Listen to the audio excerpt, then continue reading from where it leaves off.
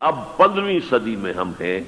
اب ایک بات میں کہہ رہا ہوں اور وہ میری ذاتی رائے ہے، گمان اندازہ اس میں مجھ سے اختلاف کرنے کا ہر ایک کو حق ہے۔ میرے نزدیک 15ویں صدی ہجری اب مجدد کامل الامام المہدی سلسلہ تجدید خلافت کی آخری کڑی کے ظہور کا وقت ہے۔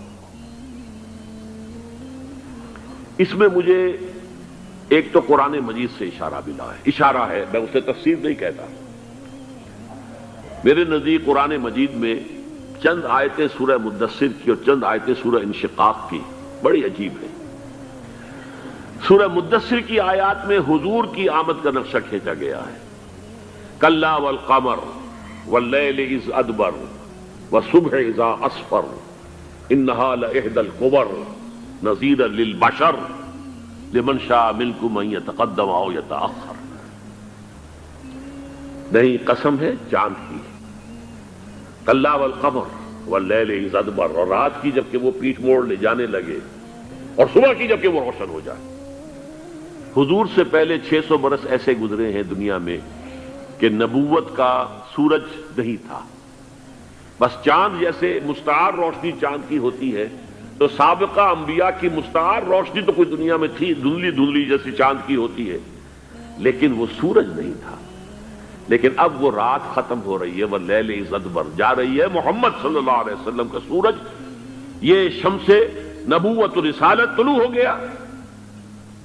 والصبح اذا اسفر انہا لإحدی الکبر، بہت بڑی باتوں میں سے ایک بات ہے جو ہوئی ہے، وہ معمولی واقعہ نہیں ہے، احدی الکبر، یہ تاریخ انسانی کے عظیم ترین واقعات میں سے ہے بعثت محمدی، نذیرا للبشر، پوری نوع انسانی کے لیے نذیر بن کر آئے۔ یہ تو ہے حضور کا معاملہ، لیکن اب جو معاملہ ہونا ہے دوبارہ، اس لیے کہ خلافت علی منہاج النبوت دوبارہ اب قائم ہوگی انشاءاللہ۔ حضور کے بعد میں آپ کو بتا چکا ہوں، خلافت راشدہ ختم ہونے کے بعد سے زوال زوال زوال زوال زوال زوال زوال زوال زوال، تھوڑا سا 2.5 سال کا 2 سال کا وقفہ آیا ہے حضرت عمر بن عبدالعزیز کا، ورنہ زوال زوال زوال زوال زوال۔ اگرچہ اس زوال کو 1000 سال لگے ہیں، یہ عمارت جو محمد نے بنائی تھی ایک دن میں نہیں گر گئی صلی اللہ علیہ وسلم، کھنڈر بتا رہے ہیں عمارت عظیم تھی، 1000 سال کے بعد پھر یورپ کے سیلاب نے آ کر اس کو گرایا ہے اور ختم کیا ہے، ورنہ 1000 سال تک سطوت و شوکت کے ساتھ امت مسلمہ تو موجود رہی ہے، چاہے اسلام جو ہے وہ حکومت کی سطح پر موجود نہیں تھا۔ بہرحال اب جو اس کا دور آیا ہے دوبارہ خلافت علی منہاج النبوہ کا دور، اس کا نقشہ سورہ انشقاق میں کھینچا گیا ہے۔ فلا اقسم بالشفق، اب دیکھیے سورج غروب ہو گیا، حضور کی بعثت کے وقت وہ سورج رسالت طلوع ہوا تھا، اب وہ سورج غروب ہو چکا ہے۔ سورج کے غروب ہونے کے بعد صرف روشنی رہ جاتی ہے شفق کی، سرخ سی، بس وہی باقی رہ گئی، اور باقی کیا رہ گیا؟ بدا الاسلام غریبا ویسعود کما بدا فطوبی للغرباء، فلا اقسم بالشفق واللیل وما وسق، رات کی سی تاریکی ہے اور جو کچھ اس نے اپنے اندر جمع کر لیا ہے، والقمر اذا اتسق، اور قسم ہے چاند کی جب کہ وہ بھر جائے، پورا بھرتا ہے کتنے دنوں میں؟ 14 دن میں۔ اور 14 صدیوں کے بعد اب پہلی صدی کا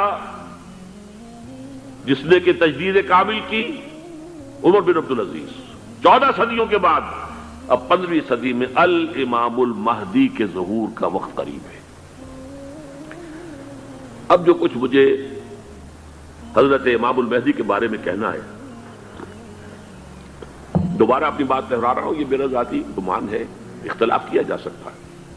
میرا گمان یہ ہے کہ یہ اب جو مجدد آئیں گے وہ حضرت مہدی ہوں گے۔ پہلی بات تو یہ جان لیجئے کہ مہدی 2 ہیں، ایک شیعوں کے مہدی، ایک سنیوں کے مہدی، ان میں بڑا فرق ہے۔ شیعہ حضرات مہدی کو مانتے ہیں، وہ ان کے 12ویں امام ہیں، ان کے عقیدے کے مطابق انہیں پیدا ہونے کے فوراً بعد اس اندیشے سے کہ انہیں قتل کر دیا جائے گا ایک غار میں چھپا دیا گیا تھا۔ تقریباً 1200 برس سے وہ اس غار کے اندر ہیں، وہ روپوش ہیں، چھپے ہوئے ہیں، اسی لیے انہیں امام غائب کہا جاتا ہے، اور اب ان کا انتظار ہو رہا ہے، اس لیے انہیں امام منتظر بھی کہا جاتا ہے۔ اس لیے شیعوں کے دارالعلوم جو ہوتے ہیں، دارالعلوم المنتظر، وہ اس لیے کہ ان کا انتظار کیا جا رہا ہے۔ تو یہ ہے، اب وہ ان کا خیال ہے کہ آخری دور میں، آخری زمانے میں وہ ظاہر ہو جائیں گے، غار سے نکل آئیں گے۔ دیکھیے، میں اس عقیدے کو اس بنا پر رد نہیں کرتا کہ یہ ناممکن ہے کہ کیسے کوئی شخص جو ہے 1200 برس تک کسی غار کے اندر زندہ رہ سکتا ہے، نہیں، میں سمجھتا ہوں ممکن ہے۔ 300 برس تک اصحاب کہف رہے کہ نہیں رہے؟ سوئے رہے۔ 300 ایئرس ہم مانتے ہیں۔ حضرت عیسیٰ اسی حیات عرضی کے ساتھ 2000 سال سے موجود ہیں آسمان پہ کہ نہیں ہے؟ آپ کو معلوم ہے حضرت عزیر 100 برس تک مرنے کے بعد دوبارہ زندہ کر دیے گئے۔ فَأَمَاتَهُ اللَّهُ مِئَةَ عَامٍ ثُمَّ بَعَثَهُ۔ تو ناممکنات میں سے کوئی سوال پیدا نہیں ہوتا، لیکن یہ کہ آیا کوئی امامت معصومہ کا تصور قرآن اور حدیث سے ہمیں ملتا ہے؟ پھر یہ کیا یہ موروثی امامت کہ حضرت علی کی نسل جو حضرت فاطمہ سے چلی ہے اسی میں یہ امامت ہوگی؟ اس کے لیے ہمارے پاس کوئی دلیل نہیں ہے، ہم اس کو تسلیم نہیں کرتے۔ ہم تو سمجھتے ہیں کہ معصومیت ختم ہو گئی محمد الرسول اللہ صلی اللہ علیہ وسلم پر، خاتم المعصومین ہے محمد الرسول اللہ۔ اب ان کے بعد تو اجتہاد ہے اور خلافت ہے، عام معاملات میں اجتہاد ہوگا، نظام خلافت کا ہوگا۔ تو ہمارے نزدیک جو میں جس مہدی کا نام لے رہا ہوں وہ مہدی ہے جو ایک مجدد ہوں گے، جیسے کہ مجددین کے نام میں نے آپ کو گنوائے ہیں، مجدد الفسانی ہو، شاہ ولی اللہ ہو، سید احمد بریلوی ہو، شیخ الہند ہو، ایک ہوں گے انسان جو پیدا ہوں گے انسانوں کی طرح، عام طور پر اپنی عمر کو، پختگی کو پہنچیں گے، پھر وہ سامنے آئیں گے منظر پر، پھر وہ کام کریں گے، قیادت کریں گے، عرب میں ان کا ظہور ہوگا۔ دوسری بات یہ نوٹ کر لیجئے حضرت مہدی کے بارے میں، ہمارے ہاں احادیث کے جو مجموعے ہیں، ان میں جو ٹاپ کے 2 مجموعے ہیں، ان میں کہیں حضرت مہدی کا ذکر نہیں ہے، نہ صحیح بخاری میں نہ صحیح مسلم میں۔ لیکن ہم اسے نظر انداز نہیں کر سکتے کہ صحائح ستہ کی بقیہ 4 کتابوں کے اندر موجود ہیں، لہذا نظر انداز نہیں کر سکتے، اگنور کرنا ممکن نہیں ہے۔ اب اس میں میں چاہتا ہوں کہ کچھ حدیثیں آپ کو میں سناؤں جن میں حضرت مہدی کا تذکرہ کیا گیا ہے۔ پہلی ہے وعن عبداللہ ابن مسعود قال قال رسول اللہ صلی اللہ علیہ وسلم، حضرت عبداللہ ابن مسعود سے روایت ہے، وہ فرماتے ہیں کہ حضور نے ارشاد فرمایا لا تذهب الدنيا حتى يملك العرب رجل من اہل بیتی، یہ دنیا ختم نہیں ہوگی جب تک کہ عرب پر میرے اہل بیت میں سے ایک شخص کی حکومت قائم نہ ہو۔ اور آپ کو معلوم ہے کہ آج تک عرب پر حضور کے اہل بیت کی کوئی حکومت قائم نہیں ہوئی، اور جب قائم ہوئی بھی تھی حضرت علی کو اگر شمار کیا جائے، اس لیے کہ حضور نے وہ جو مشہور واقعہ ہے کہ ایک چادر میں لے لیا تھا حضرت علی کو اور حضرت فاطمہ اور حضرات حسنین کو، اللہم ہؤلاء اہل بیتی، اے اللہ یہ بھی میرے اہل بیت ہیں۔ تو حضرت علی کی بھی حکومت منعقد نہیں ہوئی، پورے عالم اسلام پر ان کی حکومت نہیں تھی، اس لیے کہ شام اور مصر دونوں صوبے جو ہیں انہوں نے ان کی اطاعت قبول نہیں کی تھی۔ اس حوالے سے یہ معاملہ ابھی ہونا ہے۔ لا تذهب الدنيا حتى يملك العرب رجل من اہل بیتی یواطئ اسمہ اسمی، اس کا نام وہی ہوگا جو میرا نام ہے، یعنی محمد صلی اللہ علیہ وسلم، اور ان کا نام بھی، مہدی کا نام بھی محمد ہو، مہدی تو ان کا لقب ہے۔ یہ ترمذی میں بھی ہے، ابو داؤد میں بھی ہے، سنن ابی داؤد، جامع ترمذی، بلکہ ابو داؤد میں ایک اور روایت ہے، قال، حضور نے فرمایا لو لم يبقى من الدنيا الا يوم، اگر دنیا کی زندگی میں سے کچھ بھی نہ بچے سوائے ایک دن کے، لطول اللہ تعالی ذلك اليوم، تو اللہ تعالیٰ اس دن کو لمبا کر دے گا، حتی یبعث فیہ رجلا منی، یہاں تک کہ میرے خاندان میں سے ایک شخص کو اٹھائے گا، من اہل بیتی، میرے اہل بیت میں سے، یواطئ اسمہ اسمی و اسم ابی ہے اسم ابی، جس کا نام میرے نام پر ہوگا، جس کے والد کا نام میرے والد کے نام پر ہوگا، محمد ابن عبداللہ ان کا نام ہوگا، اور وہ یملأ الارض قسطا وعدلا کما ملئت ظلما وجورا، وہ سرزمین عرب کو عدل اور انصاف سے اسی طرح بھر دیں گے جیسے کہ وہ ظلم اور زیادتی سے بھر چکی ہوگی۔ دوسری روایت ہے حضرت ابو سعید خدری رضی اللہ تعالی عنہ سے، حضور نے فرمایا المہدی منی اجل الجبہۃ اقن الانف یملأ الارض قسطا وعدلا کما ملئ ظلما وجورا یملک 7 سنین، رواہ داؤد، کہ مہدی مجھ میں سے ہوں گے بڑی روشن پیشانی والے اور بڑی کھڑی ناک والے، وہ زمین کو بھر دیں گے انصاف سے اور عدل سے جیسے کہ وہ ظلم سے بھری ہوئی ہوگی، اور وہ 7 برس تک حکومت کریں گے۔ عرب میں خالص خلافت علی منہاج النبوہ کا نظام حضرت مہدی کے ہاتھوں قائم ہوگا اور 7 برس تک قائم رہے گا عرب کے اندر۔ اس کا اگلا مرحلہ میں بعد میں بیان کروں گا۔ تیسری روایت، اور اس کو میں اس لیے خاص طور پہ سنا رہا ہوں کہ اس میں وہی الفاظ آئے ہیں جو میں نے ابتدا میں حدیث آپ کو سنائی تھی، اس کے الفاظ ہیں۔ عن ابی سعید قال ذکر رسول اللہ صلی اللہ علیہ وسلم بلاء یصیب هذه الامہ حتی لا یجد الرجل ملجا یلجا الیہ من الظلم۔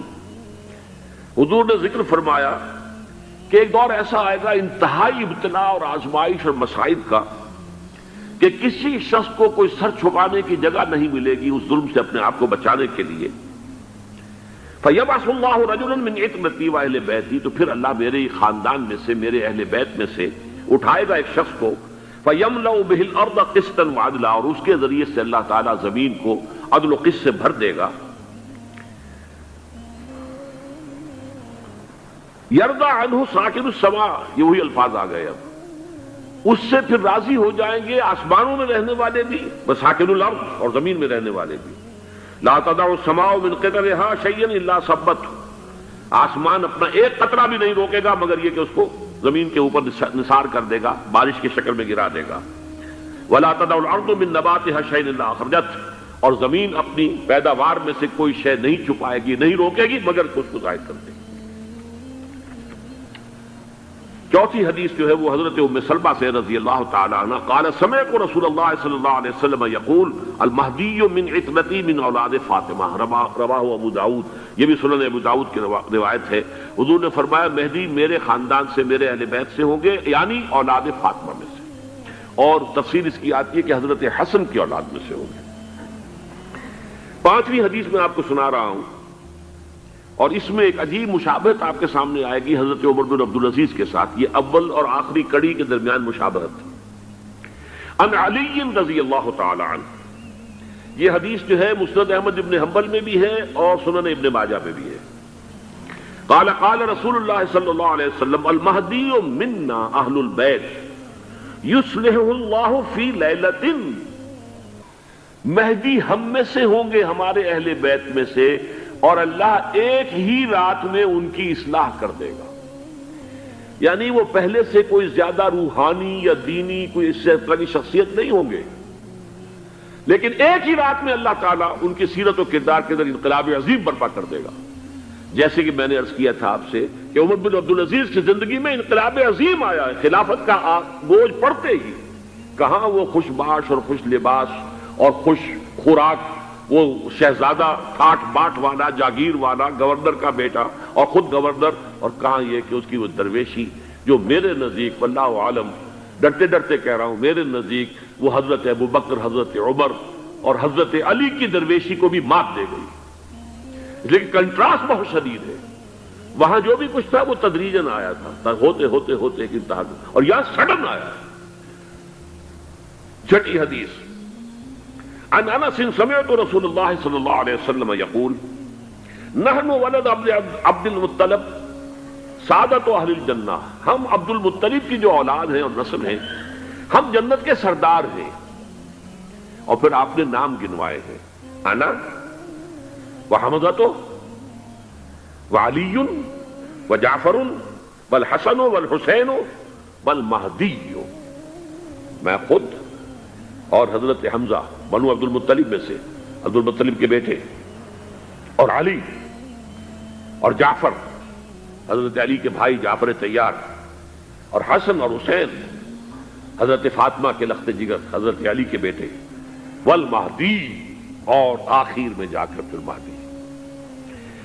اب میں آپ کو ایک حدیث سنانے چلا ہوں جس میں ایک عجیب نقشہ سامنے آتا ہے کہ یہ مہدی جب ظاہر ہوں گے تو کس طور سے ظاہر ہوں گے، ان کے ظہور کی کیفیت کیا ہوگی، کیف یظہر۔ یہ روایت ہے حضرت ام سلمہ سے رضی اللہ تعالی عنہا، حضور کی زوجہ محترمہ ہے، فرماتی ہیں ام سلمہ عن النبی صلی اللہ علیہ وسلم قال یکون اختلاف عند موت خلیفۃ، موت خلیفۃ، حضور نے فرمایا ایک خلیفہ کی موت پر اختلاف واقع ہو جائے گا، خانہ جنگی ہو جائے گی۔ فَيَخْرُجُ رَجُلٌ مِّنْ أَهْلِ الْمَدِينَةِ هَارِبًا إِلَىٰ مَكَّةَ، پھر مدینے کے لوگوں میں سے ایک شخص نکلے گا، بھاگے گا اور جا کر پناہ لے گا اور چھپ جائے گا مکے میں۔ فَيَأْتِيهِ نَاسٌ مِّنْ أَهْلِ مَكَّةِ، پھر اس کے پاس آئیں گے اہل مکہ، مکہ کے لوگ، فَيُخْرِجُونَهُ، اور اسے نکالیں گے، جہاں وہ چھپے ہوئے ہوں گے وہاں سے نکالیں گے۔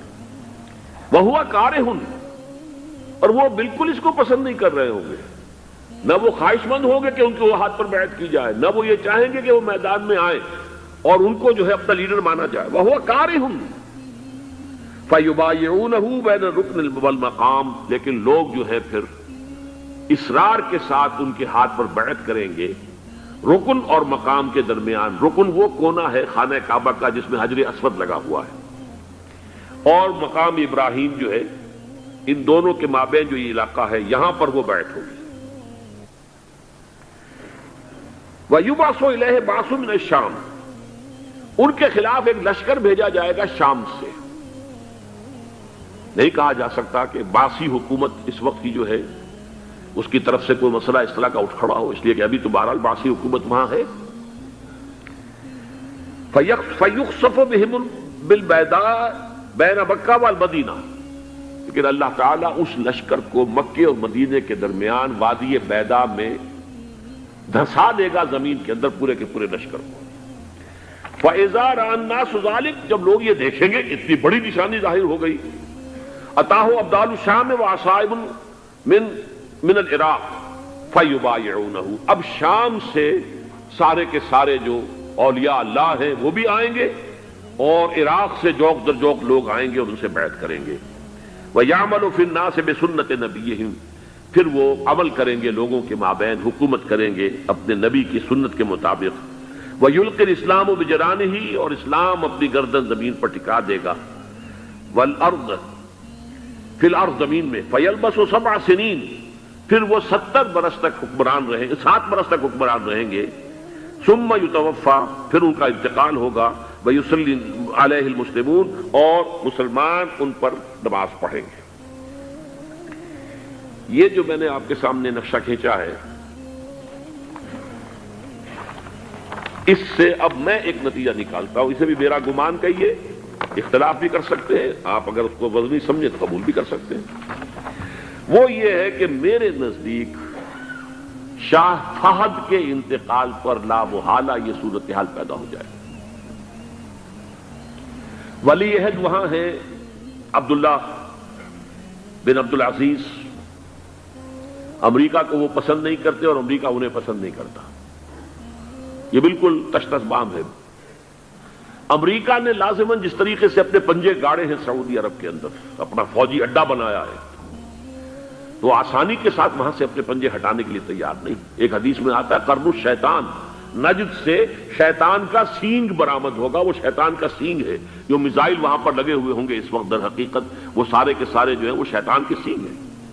بہرحال کوشش وہ کرے گا کہ جیسے کہ اس نے جارڈن میں کیا، کتنے عرصے سے وہاں شاہ حسین کا چھوٹا بھائی حسن جو ہے وہ ولی عہد تھا، عین وقت کے اوپر آ کر، اور پتہ نہیں کیسی کیسی دوائیاں دے کر اسے لے کر آئے ہیں شاہ حسین کو، مرتے ہوئے کو تھوڑی دیر زندہ رکھنے کے لیے، اور وہ تبدیلی کروا کر جو ہے واپس لے گئے ہیں۔ تو یہ معاملہ ہوا ہے، تبدیلی کروا دی، وہاں تو ہو گئی آرام سے، کوئی بات نہیں۔ بحرین میں بھی غالباً ایسا ہی معاملہ ہوا ہے، واللہ عالم، مجھے یاد پڑتا ہے کہ وہ چاہتے ہیں کہ ہمارا پسند کا آدمی آئے۔ اگر سعودی عرب میں یہ کام کیا گیا تو اس کا لازمی نتیجہ خانہ جنگی ہوگا، اس لیے کہ وہاں کی روایت یہ بڑی سخت ہے، بڑی پختہ ہے۔ پھر یہ کہ وہاں جو ہے امیر عبداللہ جو ہے، جو وہاں پر اگرچہ سپہ سالار وہ نہیں ہے، کمانڈر ان چیف وہ نہیں ہے، کمانڈر ان چیف تو کوئی اور ہے، لیکن الحرس الوطنی جو ہے، نیشنل گارڈز، بہت بڑی فورس ہے وہ۔ اصل بیڈوین فورس جو ہے صحرا کے لوگوں کی عرب فورس، وہ در حقیقت الحرس الوطنی ہے، نیشنل گارڈ ہے، اور اس کا کمانڈر ان چیف یہ ہے امیر عبداللہ۔ تو لازماً یہ شکل جو ہے پوری ہو کر رہے گی۔ جیسے ہی یہ معاملہ ہوا شاہ فہد کے انتقال کا، تو یہ اختلاف ہوگا، خانہ جنگی ہوگی، پھر کوئی اللہ کا بندہ جو ہوگا۔ میرے نزدیک، میں آج سے کوئی 6-7 سال پہلے سالانہ اجتماع تھا تنظیم اسلامی کا راولپنڈی میں، میں نے اس وقت وہاں کہا تھا، اسے ذرا اخبارات میں بھی کچھ وہ کنٹروورسی آئی تھی کہ میرے نزدیک امام مہدی پیدا ہو چکے ہیں، ان کے ظہور کا وقت قریب ہے۔ اور اس کی تھوڑی سی بات میں مجھے معلوم ہوا کہ جین ڈکسن غالباً نام ہے امریکن اس کا، جس نے یہ پیشن کوئی خبر دی تھی کہ 1962 میں عالم عرب میں ایک بچہ پیدا ہوا ہے کہ جو وہاں کا نقشہ بدل کر رکھ دے گا۔ یہ جین ڈکسن کی غالباً پیشن گوئی ہے۔ بہرحال مجھے اس کی پیشن گوئی سے کوئی دلچسپی نہیں ہے، میں تو جو احوال دیکھ رہا ہوں، یعنی اسرائیل کا قائم ہو جانا، اور اس کے بعد اب یروشلم کا مسلمانوں کے ہاتھوں سے نکل جانا، اور اب گویا کہ وہ الملحمۃ العظمیٰ جو ہے تلی کھڑی ہے، کسی بھی وقت جو ہے یہ جو ہے وہ لاوا پھٹ سکتا ہے، آتش فشاں پھٹ سکتا ہے۔ تو یہ تمام حالات ایسے ہیں کہ جن کی وجہ سے میں سمجھتا ہوں کہ ایک تو جو قرآن مجید کے اشارات میں نے آپ کو بتائے، 14 صدیاں 14 دن میں چاند کا پورا ہونا، والقمر اذا اتسق، 14 دن میں 14ویں کا چاند۔ اسی طرح اب یہ 14 صدیوں کے بعد یہ صدی جو 15ویں صدی ہے، یہ در حقیقت ظہور امام مہدی کی صدی ہے۔ لیکن یہ کہ امام مہدی کی حکومت قائم کرنے کے لیے کون لوگ آئیں گے؟ عرب جو ہیں وہ اندر سے کھوکھلے ہو چکے ہیں، عیاشی نے، دولت نے، پیسے نے، دولت، پیسہ، عیاشی، اس کی وجہ سے کھوکھلے ہو چکے ہیں۔ یہاں میں آپ کو 2 حدیثیں سنانا چاہتا ہوں۔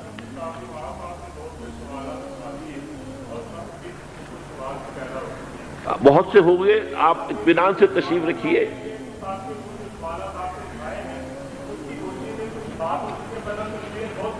بہت ہوگی، بات ہوگی، آپ اس طرح صبر سے سن لیجئے۔ میں اب تقریباً اپنی گفتگو کے اختتام تک پہنچ رہا ہوں۔ سنن ابن ماجہ کی روایت ہے حضرت ابو ہریرہ سے رضی اللہ تعالی عنہ، قال قال رسول اللہ صلی اللہ علیہ وسلم اذا وقعت الملاحم بعث اللہ بعثا من الموالی هم اکرم العرب فرسا واجودہ سلاحا یوید اللہ بہم الدین، رواہ ابن ماجہ عن ابی ہریرہ رضی اللہ تعالی عنہ۔ جب ملاحم کا دور شروع ہوگا تو اللہ تعالیٰ اٹھائے گا ایک لشکر یا لشکروں پر لشکر موالی میں سے۔ موالی کون ہے؟ عربوں نے جب فتح کیا تھا اس پورے علاقے کو خلافت راشدہ کے دوران، اور پھر وہ لوگ جو ہے، ایک رائے تو یہ تھی کہ انہیں غلام بنایا جائے سارے آبادیوں کو، لیکن یہ کہ حضرت عمر کا اجتہاد تھا، اس کے مطابق جو غلام نہیں بنایا گیا تو وہ موالی کی حیثیت رکھتے ہیں۔ عربوں میں دم نہیں ہے، موالی میں سے لشکر اٹھیں گے کہ جو در حقیقت حضرت مہدی کی حکومت کو قائم کریں گے۔ دوسری حدیث سنیے، عن عبداللہ بن الحارث رضی اللہ تعالی عنہ، اور یہ ابن ماجہ کی روایت ہے، قال قال رسول اللہ صلی اللہ علیہ وسلم یخرج الناس من المشرق فیوطئون للمہدی یعنی سلطانہ، لشکر نکلیں گے، لوگ آئیں گے مشرق سے، اور وہ حضرت مہدی کی حکومت کو جمائیں گے اور قائم کریں گے۔ اب ذرا نوٹ کیجئے کہ جزیرہ نما عرب کے مشرق میں کون سے ملک ہیں؟ 3، ایران، افغانستان، پاکستان۔ یہ 3 سالڈ مسلم ممالک، مسلم آبادی اکثریت۔ ویسے تو یہ کہ آگے ہندوستان میں 20 کروڑ مسلمان ہیں، لیکن وہ 20 کروڑ جو ہے وہ تو 80 کروڑ کے اندر تحلیل ہو جاتے ہیں غیر مسلموں میں، لیکن یہاں جو معاملہ ہے یہ خالص اکثریت کے۔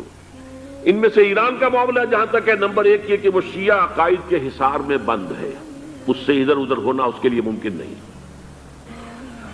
حدیث میں یہ بھی آتا کہ اصفہان سے 70,000 یہودی دجال کا ساتھ دیں گے۔ لیکن بہرحال خراسان ایک صوبہ ہے افغانستان کا اس وقت بھی، شمال مشرقی کونے میں، مجھے امید ہے وہاں سے خیر کی، کیونکہ خراسان کا لفظ وہاں پہ شامل ہے، اور حضور کی حدیث میں بعد میں آپ کو سناؤں گا کہ خراسان سے فوجیں چلیں گی جو یروشلم کو دوبارہ حاصل کریں گی، فتح کریں گی، جیسے پہلے یروشلم کھویا عربوں نے تھا، دوبارہ حاصل کیا تھا کرد نے، کرد خون، صلاح الدین ایوبی رحمت اللہ علیہ. ایسے اب پھر عربوں نے کھویا ہے، لیکن لینے والے خراسان سے لشکر آئیں گے. یخرج من خراسان رایات و سود لا یردها شیء حتی تنصب بإیلیا. خراسان کے علاقے سے کالے علم لے کر لشکر چلیں گے جن کے رخ کو کوئی موڑ نہیں سکے گا جب تک کہ وہ جا کر یروشلم میں نصب نہ ہو جائے. اس کے بعد نام آتا ہے پاکستان کا. یہ ہے میری اور آپ کی داستان، اور یہ ہے سبب جس کی وجہ سے کہ میں آپ سے یہ گفتگو کر رہا ہوں. اصل میں تو کس لیے؟ محض ایک علمی استفادہ، محض اپنی بات آراء کو ظاہر کرنے کا شوق نہیں، بلکہ یہ کہ اپنی ذمہ داری ہم پہچانے کہ ہم کس مقام پر کھڑے ہیں.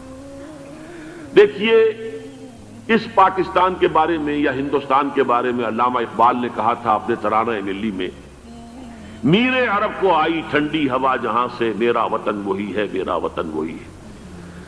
اور مجھے بتایا گیا کہ سنن ابی داؤد میں یہ روایت موجود ہے کہ حضور نے فرمایا کہ ہندوستان کی طرف سے مجھے ٹھنڈی ہوا آتی، اگرچہ مجھے وہ حدیث ابھی نہیں ملی ہے، لیکن حزب التحریر کا ایک کارڈ مجھے ملا تھا، تو اس میں اس حدیث کا اور اس میں ابو داؤد کا روایت کا حوالہ موجود تھا. لیکن میں جو چیز آپ کو بتا چکا ہوں وہ یہ کہ الف ثانی کا پورا تجدیدی کارنامہ اس ہندوستان کی سرزمین میں ہوا. مجدد الف ثانی شیخ احمد سرندی، شاہ ولی اللہ دہلوی، سید احمد بریلوی، وہ تو ہمارے پاکستان میں آ کر جو ہے ان کا خون جذب ہوا ارض پاکستان میں. پھر شیخ الہند مولانا محمود حسن. تحریک خلافت چلی تو صرف ہندوستان میں چلی اور کہیں نہیں چلی.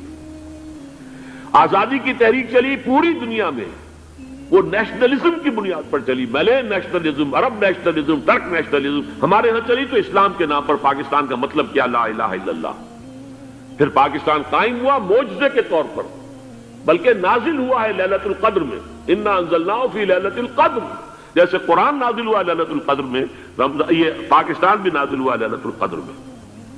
اس کا برقرار رہنا ابھی تک معجزہ ہے. ہندو یہ سمجھتا تھا، کانگریس سمجھتی تھی کہ جھٹپٹ ختم ہو جائے گا. پھر یہ کہ اس کا قرارداد مقاصد کا پاس ہو جانا، مزید بھی اور اضافی دفعات دستور میں آ جانا، اب کمرشل انٹرسٹ کو ربا قرار دے کر حرام قرار دینا، یہ سارے لینڈ مارکس ہیں کہ جو اشارہ کر رہے ہیں کسی چیز کی طرف. معاملہ کدھر جا رہا ہے؟ پھر یہ کہ یہ جو 14ویں صدی کے مجدد تھے شیخ الہند، اس کے بعد سے کچھ ایسی شخصیتیں عظیم پیدا ہوئی ہیں ہند میں جن کو میں سمجھتا ہوں کہ 14ویں صدی کے مجدد اور 15ویں صدی کے مجدد کے درمیان یہ 15ویں صدی کے مجدد کی راہ کو سیدھا کرنے والے، جیسے کہ حضرت یحییٰ نے کہا تھا میں تو آنے والے کا راستہ سیدھا کر رہا ہوں حضرت عیسیٰ کے لیے، ایسے ہی 15ویں صدی کے لیے امام مہدی کے لیے راستہ صاف کرنے والے سب سے پہلے علامہ اقبال، جنہوں نے اسلام کا تصور دین کی حیثیت سے دوبارہ زندہ کیا ہے، ورنہ اسلام ایک مذہب کی شکل اختیار کر چکا تھا. پھر مولانا مودودی، مولانا ابوالکلام آزاد حکومت الہیہ کے نعرے کے ساتھ میدان میں آئے. یہ اقبال نے جو تصور پیش کیا تھا اس پر عملی جد و جہد کے لیے حزب اللہ قائم ہوئی. نوٹ کر لیجئے 11 برس کا فرق ہے عمر کا علامہ اقبال کے اور ابوالکلام کے. اور 1913 میں جب حزب اللہ قائم کی ہے اس وقت علامہ اقبال کی ملی شاعری اپنے عروج کو پہنچ چکی تھی. پھر یہ کہ علامہ اقبال کے بعد تعبیر جو ہے اس کام کی وہ ابوالکلام نے کی، لیکن روایتی علماء کی شدید مخالفت کی وجہ سے وہ بددل ہو کر چھوڑ گئے، کانگریس میں شامل ہو گئے، بساط جو ہے حزب اللہ کی انہوں نے لپیٹ دی. پھر مولانا مودودی آئے، انہوں نے وہ ڈور جو ہے اس کا سرا تھاما، جماعت اسلامی قائم کی حکومت الہیہ ہی کے قیام کے لیے. اگرچہ میرے نزدیک یہ کہ وہ انتخابی اور ایک قومی سیاست کی ایک جماعت بن کر پاکستان میں جو ہے دلدل میں پھنس گئی ہے، اب ہم اس کی کوشش کر رہے ہیں تنظیم اسلامی اور یہ تحریک خلافت جس کے تحت یہ جلسہ ہو رہا ہے. یہ ساری چیزیں وہ ہیں کہ آپ کو سوائے پاکستان کے اور کہیں نہیں ملیں گی پوری دنیا میں. معلوم ہوتا ہے کہ پاکستان کو بہت بڑا رول پلے کرنا ہے اس میں، اور اس کے ساتھ اب جمع کر لیجئے افغانستان کی عمارت افغانستان، اسلامی عمارت افغانستان قائم ہو چکی ہے. یہ پچھلے 20 سالوں میں جو کچھ وہاں ہوتا رہا ہے اس سے پہلے تصور نہیں ہو سکتا تھا. کابل جو ہے وہ تو جیسے پیرس کا تمدن تھا ویسے کابل کا تھا، وہی لباس، وہی سکرٹس. یہاں جب آئے تھے شاہ ظاہر شاہ سرکاری دورے پر تو ان کی جو ملکہ صاحبہ تھی ان کے ساتھ وہ سکرٹ میں ملبوس تھی. کابل جو ہے وہ بالکل ایک پیرس کی طرح کا شہر تھا. آج کابل جو ہے جا کر دیکھیے، علامہ اقبال کے فرزند بھی دیکھ کر آئے ہیں، تو اگرچہ وہ خود میں سمجھتا ہوں کہ خاصے انہیں آپ لبرل کہیں، آزاد خیال کہیں، لیکن اس درجے متاثر ہو کر آئے تھے کہ انہوں نے یہ کہا افغانستان میں جو میں نے حالات دیکھے ہیں کہ اگر 2-4 اور مسلمان ملکوں کے اندر یہ نظام قائم ہو جائے تو پوری دنیا مسلمان ہو جائے گی۔ یہ سب کچھ کیسے ہو رہا ہے؟ یہ آنے والے دور کی جھلکیاں ہیں۔ Coming events are casting their shadows before. یہ سب بتا رہے ہیں کہ پاکستان افغانستان کو مل کر اس میں کوئی عظیم رول پلے کرنا ہے۔ اور اس کے ضمن میں اب میں علامہ اقبال کے بارے میں آخری بات کہہ رہا ہوں۔ علامہ اقبال کے بارے میں عام یہ خیال ہے، انہوں نے اپنے خطبات میں مہدی کا اور نزول مسیح کا، حالانکہ میں کل پڑھ رہا تھا مولانا سید احمد اکبر آبادی رحمۃ اللہ علیہ کا ایک مقالہ ان کا کہ علامہ اقبال نے ابن خلدون کے بارے میں یہ کہا ہے کہ مہدی کا اور نزول عیسیٰ کا دونوں کا انہوں نے انکار کیا ہے، حالانکہ ابن خلدون نے نزول عیسیٰ کا انکار نہیں کیا، صرف مہدی کا انکار کیا ہے۔ بہرحال علامہ اقبال نے خطبات میں انکار کیا ہے، لیکن یہ کہ اپنی شاعری کے اندر میں چیلنج کرتا ہوں کسی بڑے سے بڑے اقبال شناس کو، ان کا یہ شعر ذرا سنیے: خضر وقت از خلوت دشت حجاز آید بروں، کارواں زی وادی دور و دراز آید بروں۔ خضر وقت، امام وقت، رہنمائے وقت، قائد وقت، خلوت دشت حجاز، حجاز کی صحرا کی کسی خلوت گزینی سے نکل کر باہر آئیں گے۔ میں حیران ہوتا ہوں علامہ کے اس فکر پر اور اس مصرے پر۔ یہاں انہوں نے شیعہ اور سنی دونوں کے کانسیپٹ جمع کر دیے۔ شیعہ کا کانسیپٹ یہی چھپے ہوئے کسی غار میں وہاں سے برآمد ہوں گے، اور ہمارا کانسیپٹ میں ام سلمہ رضی اللہ تعالیٰ عنہ کی حدیث سنا چکا، چھپے ہوئے ہوں گے وہ وہاں پر، مدینے سے نکل کر آ کر مکے میں چھپ جائیں گے۔